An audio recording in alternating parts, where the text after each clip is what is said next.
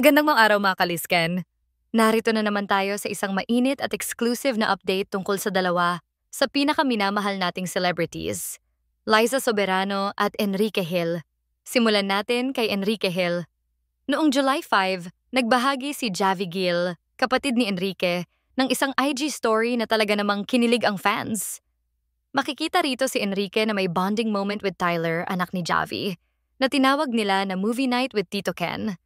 Sobrang heartwarming. Kitang-kita kung gaano ka-close si Ken sa pamilya niya at kung gaano siya ka-softy lalo na sa mga bata. Pero heto ang mas nakakabilib.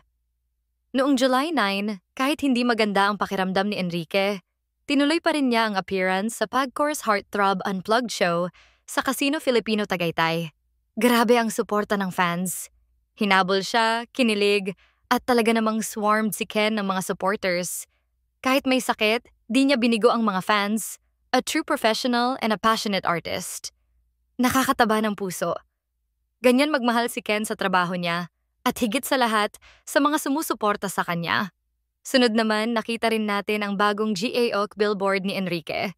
Look at that smile! Caption ng fans. Hindi lang smile ha, pang toothpaste ad ang ngiti. Guwapo, fresh, at very confident. Ken is truly aging like fine wine. At eto pa.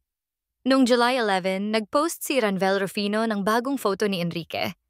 Simple, pero intriguing. Ano kaya ang pinaplano nila? New endorsement?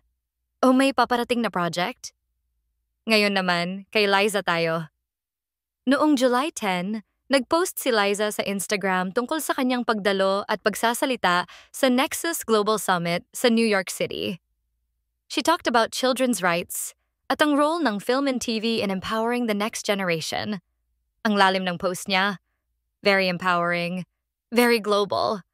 Sabi pa niya, I left feeling more inspired than ever to use storytelling as a tool for justice, safety, and hope.